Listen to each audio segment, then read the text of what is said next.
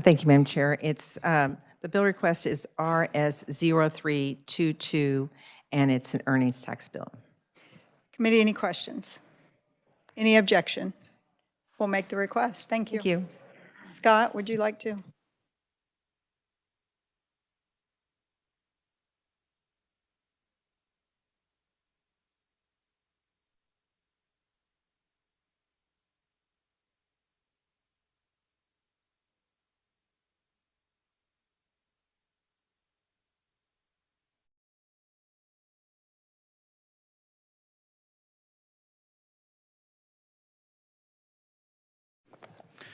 Okay, Scott Schneider on behalf of the Kansas Restaurant and Hospitality Association.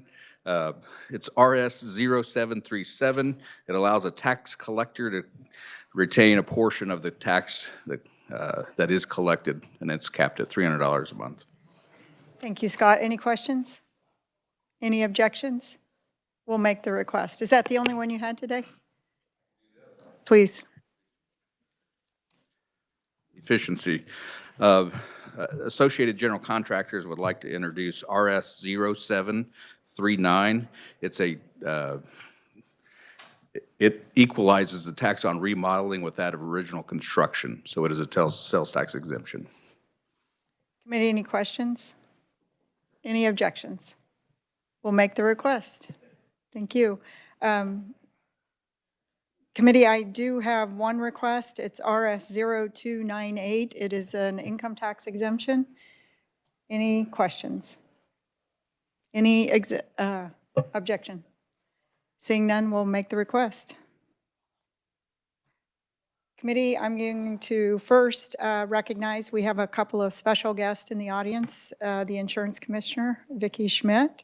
I'm not used to being in this seat when she's in the room. Usually she chaired the meeting, so welcome, Commissioner. And I'd also like to introduce my intern, Carly Hicks. She's been with us for a couple weeks now, enjoying the process. You guys keep her busy and informed, so welcome, Carly. Amelia, would you mind giving us an overview? And we'll open the hearing on Senate Bill 25.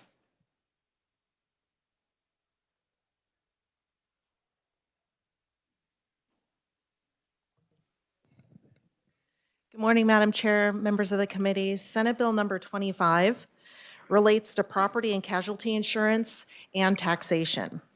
The bill would enact the Insurance Savings Account Act to allow individuals and corporations the ability to establish insurance savings accounts, and it would provide for an accompanying addition and subtraction modifications under the Kansas Income Tax Act.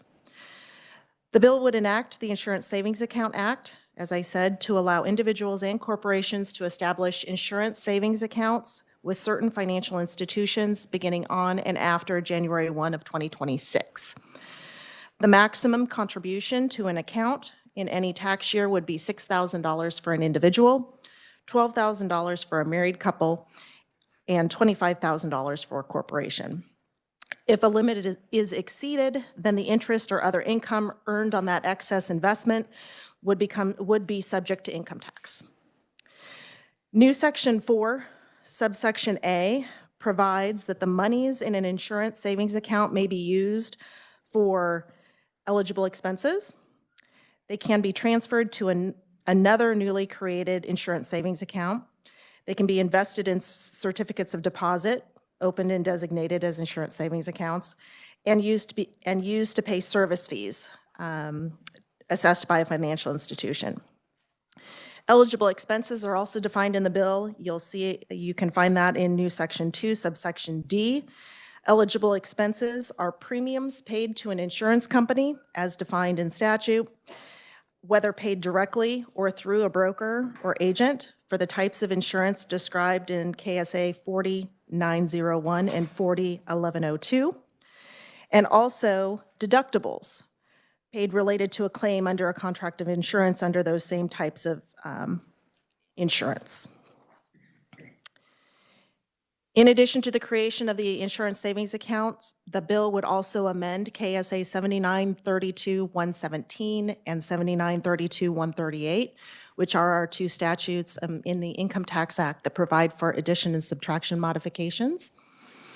The modifications would commence with tax year 2026 for both individuals and corporations.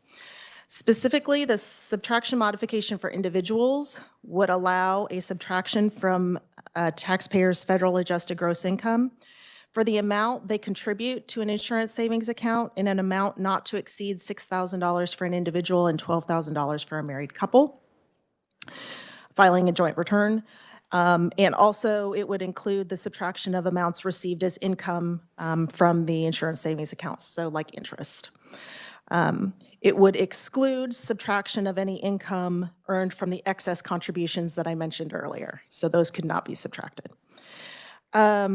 The subtraction modification for corporations is similar, and it would be limited not to exceed $25,000. Monies withdrawn from an account would be subject to recapture if those monies were not used for authorized purposes. So the list that I read to you of the authorized uses for the money, if it was not used for those purposes, that withdrawn amount would need to be added back so that it could be subject to income tax. The addition modifications for both individuals and corporations are provided in the relevant portions of those two statutes. The Secretary of Revenue would establish forms for the account holder to annually report information. The Secretary of Revenue would also have the authority to adopt rules and regulations in order to administer the act. And it would be the responsibility of the account holder to file all forms and supporting documentations with the Secretary of Revenue with their state income tax return. Financial institutions would not be responsible or required to designate the account as some sort of insurance savings account under their policies. They would not be required to track any of this, and they would not be required to report information to the Department of Revenue other than what is already required by law. The Commissioner of Insurance would have non-exclusive authority to market the insurance savings accounts and could provide information about it on their website. And the bill would take effect from and after publication in the statute book, and I would be happy to stand for questions. Thank you, Amelia. Committee, Senator Owens. Thank you, Madam Chair, and thank you for that. Amelia, can you tell me, so I know under federal law, we have a health savings account, which is also a subtraction from the federal adjusted gross income before it flows then onto the Kansas tax return. So is this just another subtraction from the federal adjusted gross income? So you could theoretically benefit from the health savings account and then also from this savings account? Madam Chair, and possibly a conferee could also help with this, possibly as well. I believe, and they can correct me if I'm wrong, I believe the types of insurance that we are talking about under the two statutes that are cited, the 4901 relates to, I believe, like property casualty insurance. And, okay. And the 401102 relates to some types of bodily injury or death by accident insurance, liability for certain contracts. I mean, I don't believe those two statutes refer to health insurance. Mm-hmm. Yeah. Thank you very much. Okay.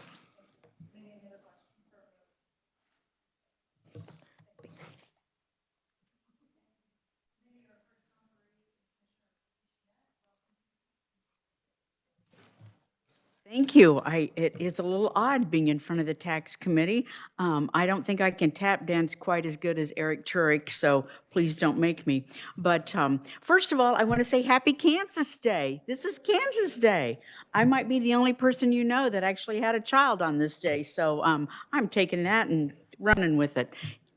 Anyway, well, Madam Chair and members of the committee, thank you for the opportunity to testify before you for Senate Bill 25, our insurance savings account bill.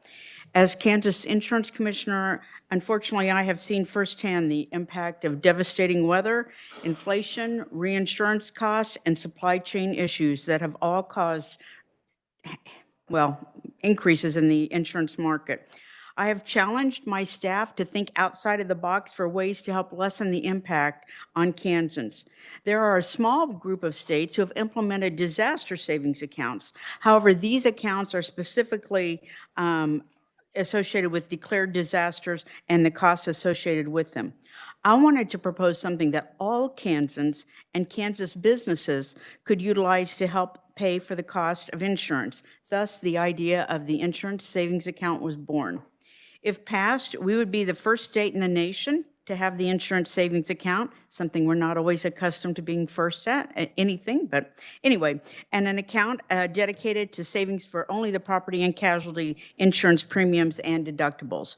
This bill is modeled after the first-time home buyer savings account and the adoption savings accounts that you all have passed in recent years. The key difference between this bill, besides the subject matter, and those pieces of legislation is that this bill, it does have a business component to it.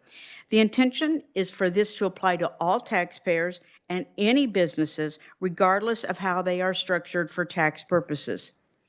These savings account could be opened at any financial institution in Kansas and could contribute, and Kansans could contribute up to the maximum allowable contribution, which would be exempt from Kansas state income tax. The contribution maximum per year is in your testimony. An individual is $6,000, married filing jointly is $12,000, and corporate or commercial is $25,000. These savings account would be used for premiums and deductibles related to the property and casualty insurance only. We were not sure what the fiscal note would look like for this legislation, so we wanted to provide the committee with a simple table on the back of your testimony, which highlights the type of filer, the contribution maximum that is proposed in this bill, and the tax rate we used to calculate these numbers. We used 5.58% as the highest income tax bracket. And we used 7%, but now we understand we should have used 6.5%, which is the highest corporate tax rate, which only makes our numbers look better. The maximum savings per tax year for each category of tax filers, and the number of tax filers that we anticipate participating in tax year 2026, which would be the first tax year to use it. The anticipated cost would then flow over into fiscal year 2027. You wouldn't see any impact until 27. Per our calculations, we would have a 6.2 million impact on fiscal year 2027. But I would like to say that we believe this, we know that this represents the worst-case scenario in terms of fiscal costs for that year. We know not all taxpayers will reach the maximum contribution limit. Not all taxpayers will be paying per the highest tax bracket, and we have generously overestimated the number of taxpayers who will participate in the first year. And I say that because I know that the uptick in the first-time homebuyers savings account was much, much smaller than our numbers for the first year.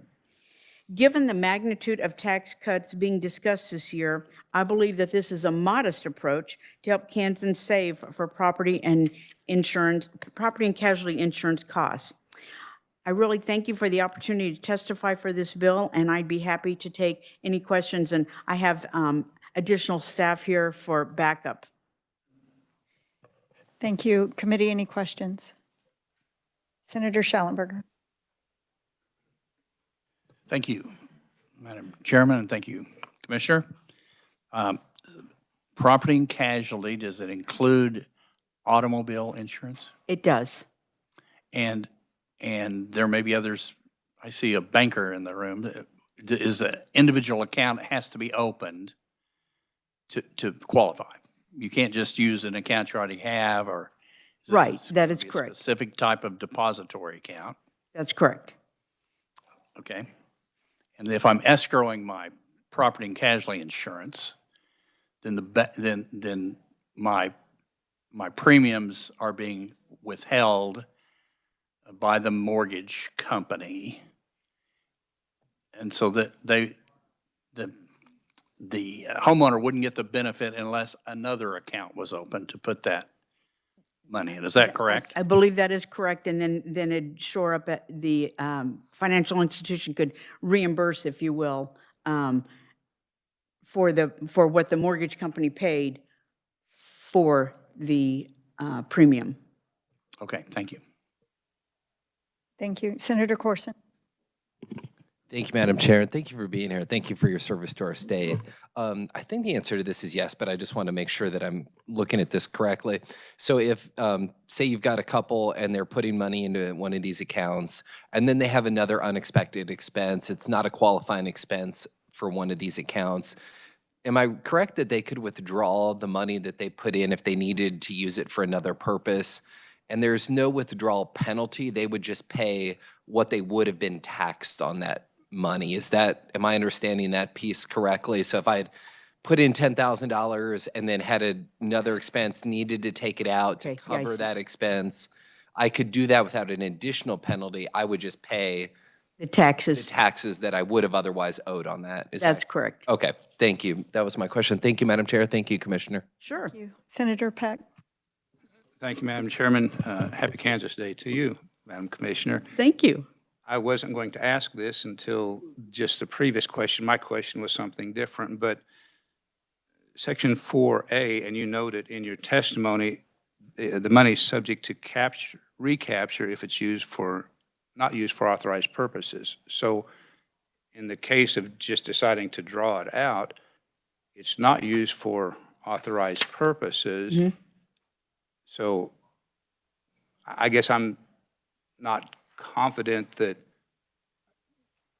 it could be drawn out for other purposes, because it is I'm going to call it an insurance savings account. Sure. Specifically for deductibles, out-of-pocket expenses, premiums, et cetera. But if it's withdrawn because I've got an auto transmission go out or whatever, Sure. can you elaborate on that?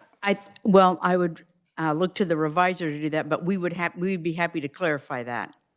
But I think the revisor might have a better answer. Amelia. The concept here is similar to what you've seen before in the adoption savings account arena and the first-time homebuyer arena. These bills are setting up a mechanism in which money can be deposited in the savings account, used for an eligible purpose, and receive a tax benefit subtraction modification. The bill itself, though, is not wading into the realm of financial institutions and dealing with federal law and banking and all of those things. And so there's no real restriction on the use of the money in the savings account. The restriction comes into play with respect to the subtraction modification. Is someone eligible for, is the account holder eligible for a subtraction modification if they meet these requirements? And one of those requirements is to make the contribution to the savings account, and then they qualify for the subtraction modification. If they withdraw it for eligible purposes to pay those expenses, all is well. If they don't use it for that purpose, whether they just take it out and put it in some other account, whether they take it out and pay for some car repair, then the addition modification comes into play, where then they need to report that and pay the income tax on that amount. Hopefully that answered the question. I know that was a little long. Senator, did that answer your question? Well, we'll get into the weeds of this if we work the legislation, but in Section 4A, 4B is what I'm looking at on page 2. That's lines 36 through 39. But we'll get into that another time because I want to ask my question. Insurance companies, particularly in the life insurance realm, can establish an account with a policyholder to where you can pay into, it's called a premium deposit account. And that account, it can be used to pay the premiums. Could not P&C companies establish such accounts as well as banks? Could they do it currently, or would that be something that we might want to look at in addition to banks, Madam Commissioner, or? Never heard of a property and casualty. I know what you're talking about on the life insurance side. I think because that's kind of a long-term payment process, but I've never heard of a property and casualty insurance company doing that. Could they do it? Possibly, but I've never, I think because of the terms are so much shorter in a PNC policy. And I agree with that, Madam Commissioner, and that's probably one reason, because P&C policyholders tend to change companies more frequently than life insurance. But Yes. if you have a long-term relationship with a company, you're saying you think that could be done now? I wouldn't will see. let- if you don't know, I wouldn't see why not, but I would want to check that for sure. But we haven't seen anybody do that. And with the cost of with the premiums rising and things, I would think that if it could be done, they would do it, but they haven't. And I think, you know, again, to your point, the people that change policies sometimes every 6 months, change companies every 6 months, the loyalty factor seems to not be there like it maybe was previously. I agree and I understand. I just thought I'd throw that out. Thank you. Yeah, appreciate that. Thank you. And if you want to research it and get back to the committee, that'd be fine. Absolutely. Okay. We'll get that answer Send back it to you. John. Thank you. Committee, any other questions?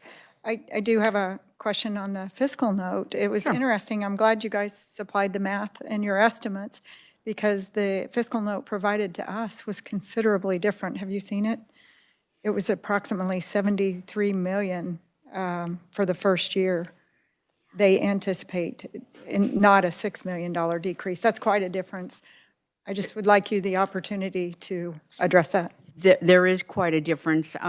You know, I guess the first-time home buyers savings account, 169 returns took advantage of it. I think about the educational savings accounts, the 529. I had a hard time believing this until I researched it and looked at the numbers. But, you know, those have been around for 20 years. I mean, that is a long time now that we've been talking about 529 since you and I first started in this. Well, okay. Okay, now I'm showing my age. 20 years ago, I was sitting in one of those seats.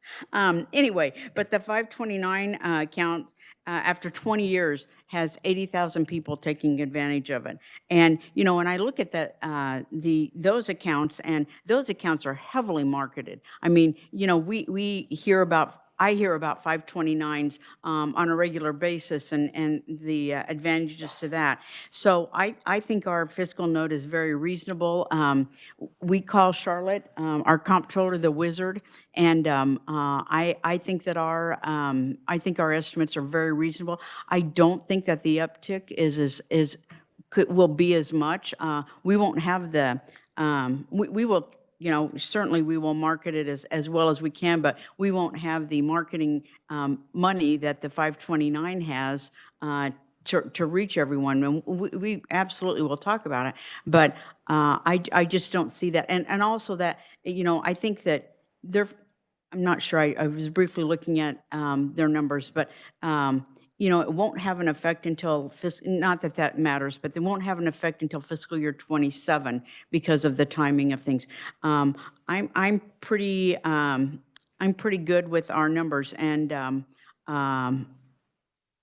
you know, I think we would be happy to sit down with the Department of Revenue and go at the numbers and defend our position, and I'm sure they would defend theirs too. But you know, we'd be happy to sit down with them and try to come to a fiscal note agreement. No, I'm glad you responded to that, and I think the two examples are the previous existing programs, but their number is very staggering for the second year. It's almost 250 million. So, yeah, I get it. I think they're just not picking who's going to say yes or no. They're just saying this could be if everyone participated. That is correct. And, you know, I have to tell you that if I thought that it was going to have a $250 million impact in the second year, I would not be here before you. That isn't responsible, and I just would not, we wouldn't have brought the bill before you. I don't even hesitate. I know that that would be the case. So, no, I appreciate it. And even if it is a larger fiscal note, we all know what insurance premiums are doing these Right. days. So, thank you. Thank you, Commissioner, for thank bringing this you. bill. Thank you. Our next conferee is Cale Beam.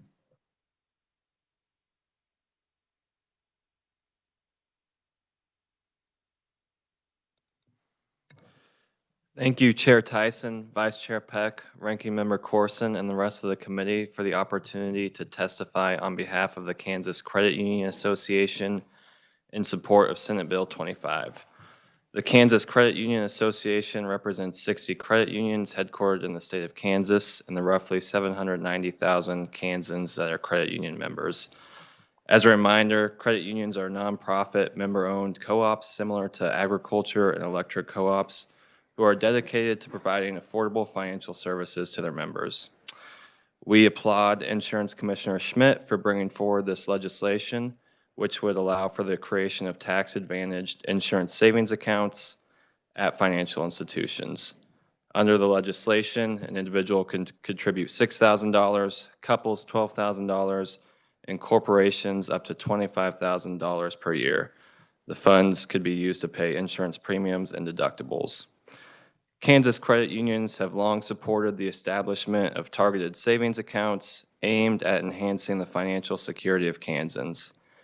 Credit unions have successfully maintained 529 education savings accounts, first-time homebuyer savings accounts, and most recently, adoption savings accounts, which were just authorized by the 2024 legislature.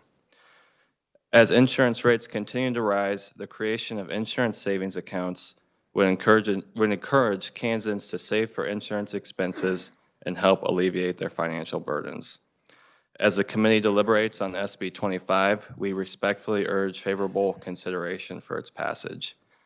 Thank you again for the opportunity to testify, and I'd be happy to stand for questions at the appropriate time. Thank you, Cale. Committee questions? I'm not used to you having this hat on in the building, Cale. I know, it's new for me too. It is. Well, nice job. Thank you. Thank you. Next is Alex Oral.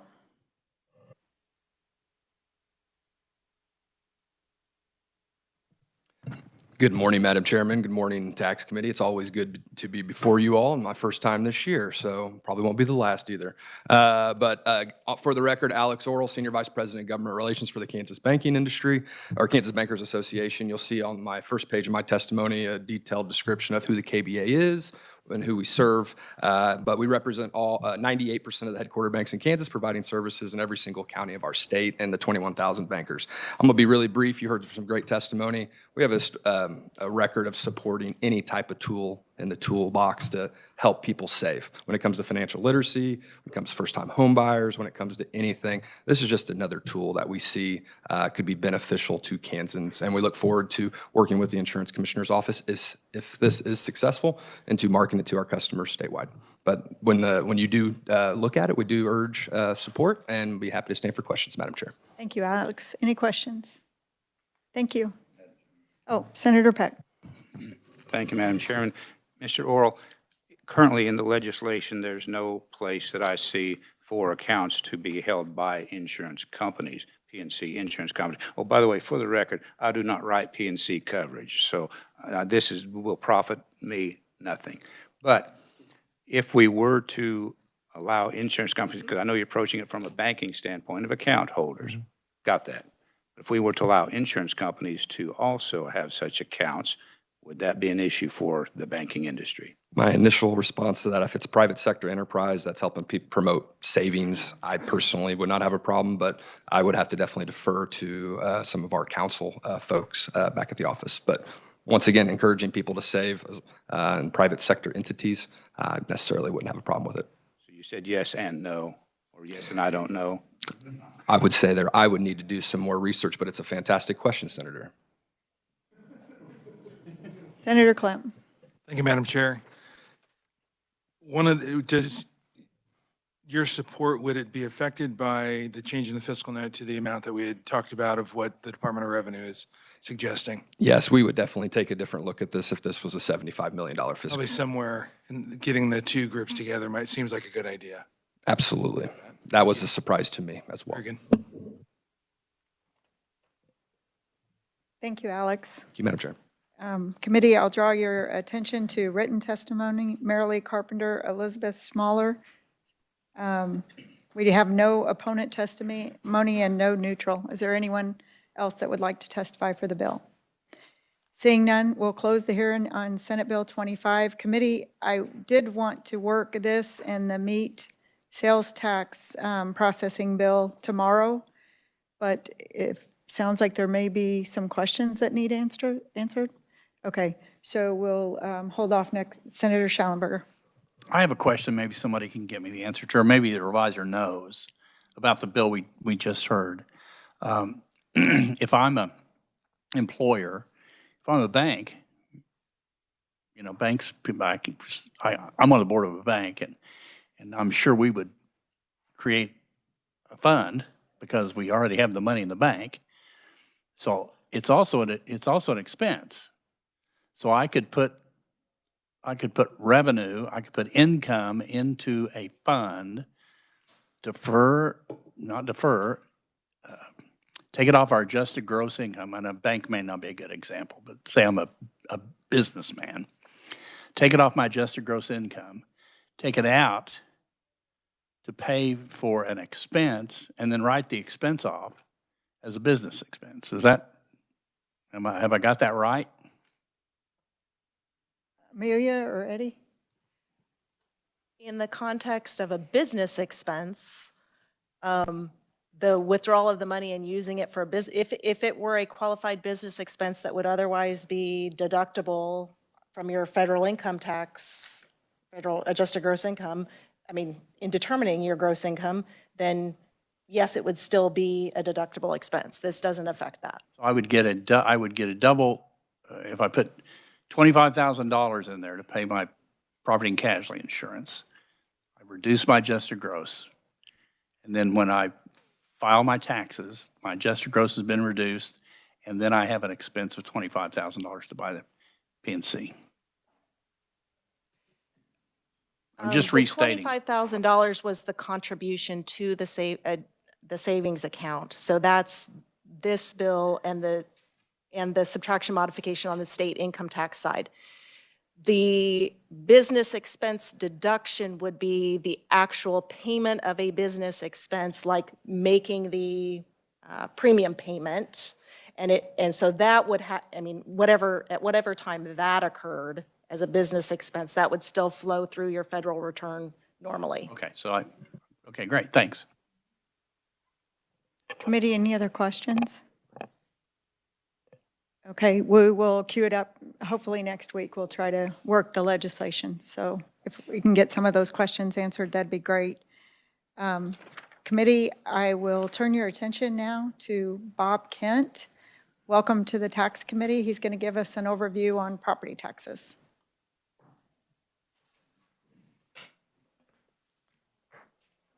Welcome, Bob. Welcome, Madam Chair and members of the committee. Bob Kent with the Kansas Department of Revenue. And what I have for you today is more of a property valuation overview in the process more than a property tax overview. I've asked to keep this, I was asked to keep it short, so I'll do my best here. So I wanted to talk about several different things here. First of all, the computer-assisted mass appraisal system in Kansas is referred to as the CAMA system. And it's installed in all 105 counties statewide, which is fairly rare for, very rare for across the United States. There's probably maybe two or three jurisdictions or states in the country that have a statewide system in place. A lot of jurisdictions are county jurisdictions, city jurisdictions, or townships, so much smaller.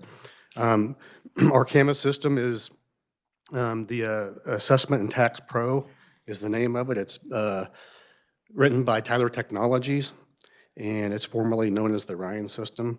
It incorporates the Marshall Swift cost program which is used by fee appraisers and banks and I believe insurance companies and whoever might be involved in cost estimation. County appraisers are appointed by the Board of County Commission to 4-year terms. This is the 4th year in the current term, and come July 1, 2025, all counties will be appointing or reappointing an appraiser or a new appraiser. To be appointed as a county appraiser, the appraiser shall have at least 3 years of mass appraisal experience and be qualified by the Director of Property Valuation as an eligible Kansas appraiser pursuant KSA 19-430. All county appraisers are regulated by the Division of Property, or excuse me, by Property Valuation of the Department of Revenue. An appraiser can be a generally certified appraiser or a registered mass appraiser, which is a designation earned through the Division of Property Valuation. But regardless of which one they qualify under, they still have to sit through an eligibility exam, which is an exam basically of the appraisal process, touching probably on some mass appraisal specific items and the laws of the state of Kansas. PVD reviews the work of the appraiser's office each year for compliance with the law and the appraisal standards. We do 2 different things. We look at procedural items, you know, what are the counties moving through the process like they should be, looking at land values and cost estimation and depreciation and the sales comparison approach, income, and this type of thing. We also do a statistical review, which is referred to as a ratio study. We have two items that we measure. One is the median ratio. A sales ratio can be, it's a simple calculation. It's taking the value of a property and dividing it by the sale price. Anything less than 100 would indicate that or suggest that the property is undervalued, and anything above 100 would indicate that the property might be overvalued. We use a parameter of 90 to 110 for compliance purposes. So if a median ratio countywide falls within that range for a subclass of property, we only measure the residential and commercial subclass. That would be deemed to be in compliance with the median ratio. Median ratio measures the appraisal level, whether they're appraising above or below market value. We also do look at the coefficient of dispersion, which is set at coefficient of dispersion measures uniformity, and how consistent has the appraiser been when appraising the properties. And anything less than 20 or less is deemed to be in compliance. The appraisers, excuse me, the results of our substantial compliance review are on the PVD website. I think it's the link is provided there on your document. Appraisals are prepared in conformance with USPAP, or the Uniform Standards of Professional Appraisal Practice. It's referenced in KSA 79505. But the standards that we adhere to, the USPAP standards, are designed to promote and maintain a high level of public trust in appraisal practice. They provide rules on competency, ethics, scope of work, record keeping, and jurisdictional exception in appraisal. The standards also provide requirements for appraisals and appraisal reviews in the manner in which the results of an appraisal is communicated to a client.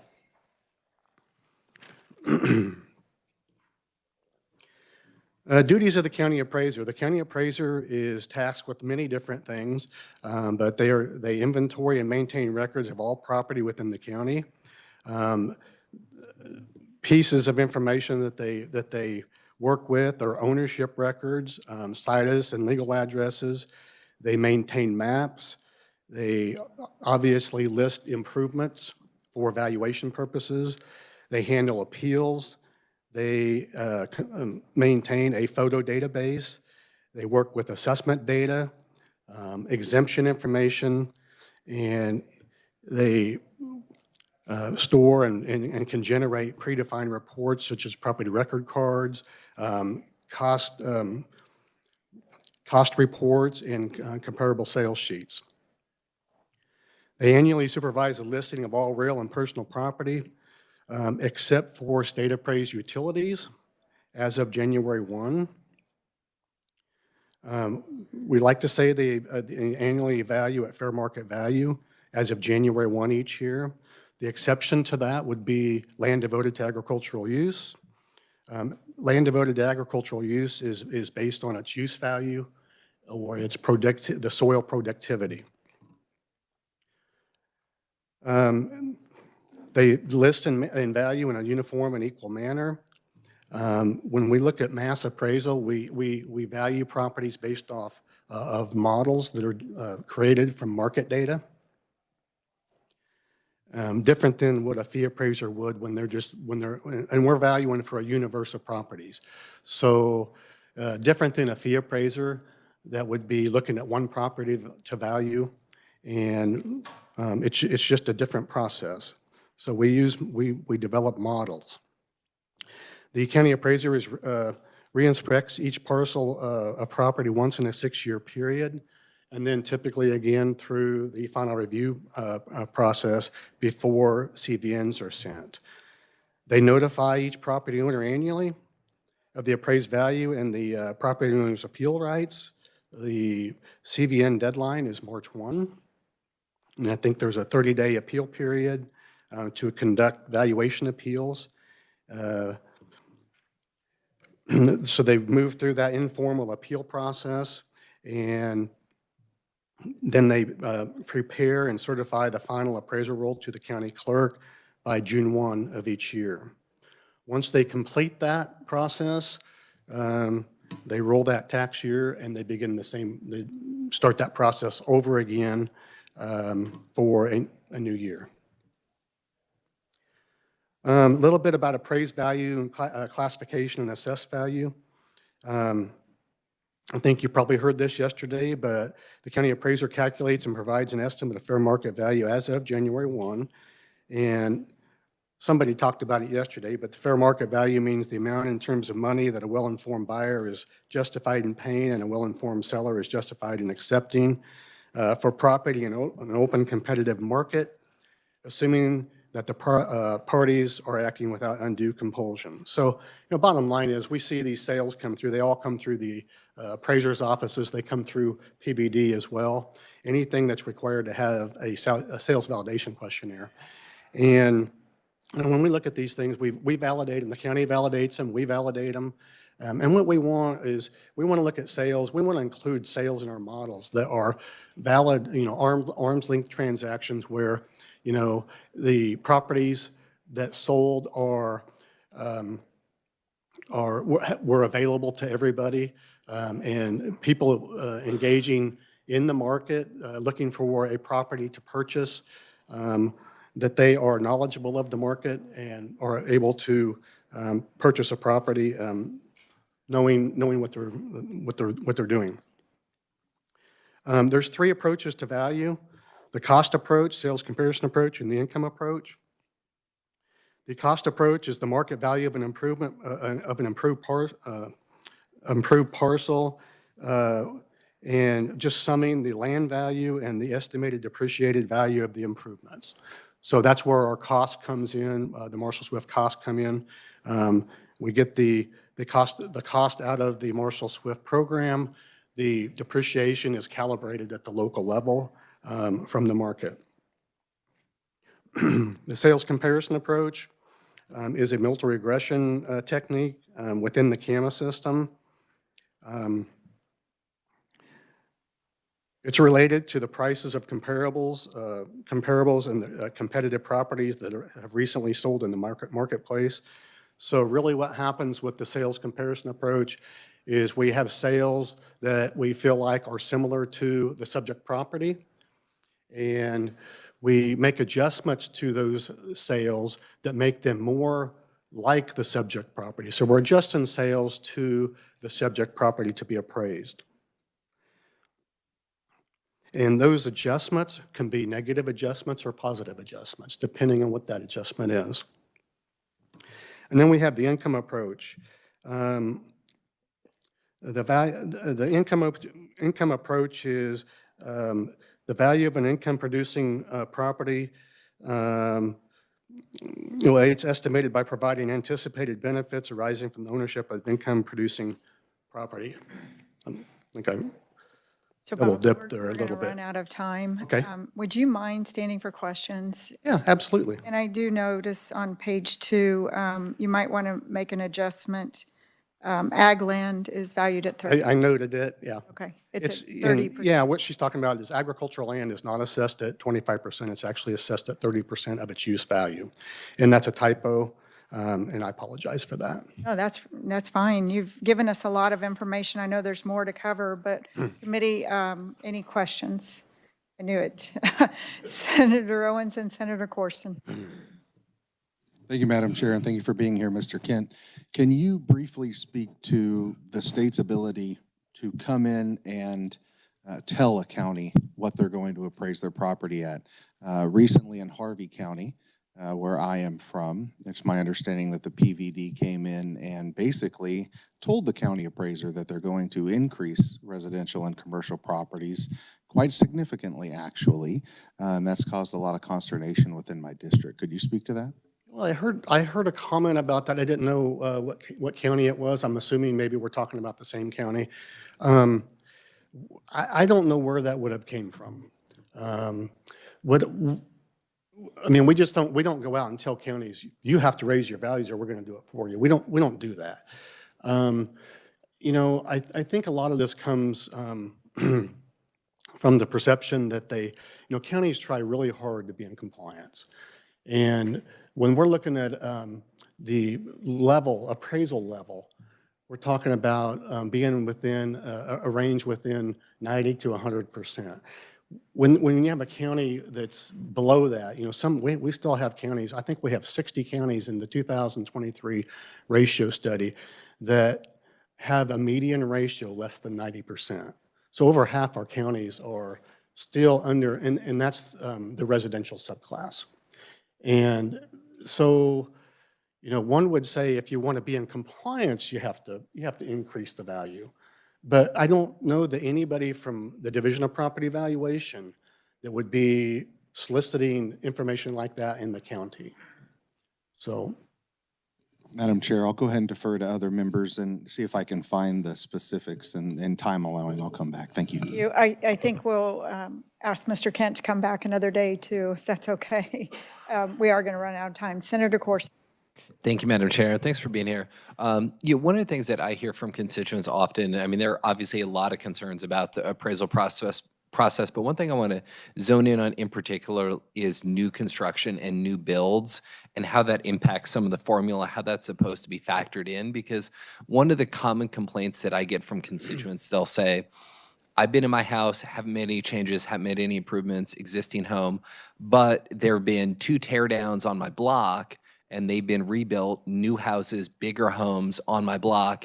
And I think that my property valuation is unfairly being increased because they are saying that my home, which I haven't made any changes or improvements to, is substantially similar to these new, larger homes that are on my same block. Can you just talk about how that should be handled and where folks might be getting that concern from? Well, I think. Thank you. Yeah, I think,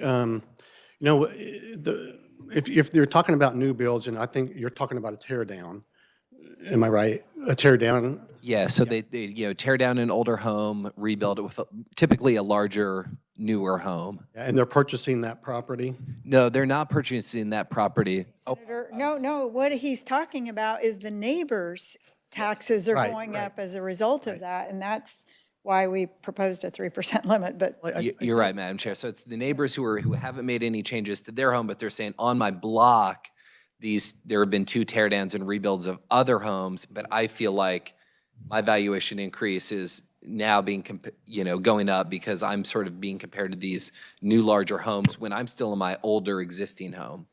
So Madam Chair was correct. Yeah, I think, when you look at these houses being built, I think that you suggest they're bigger, obviously newer because they're new, and I think that plays a role in the valuation of those properties.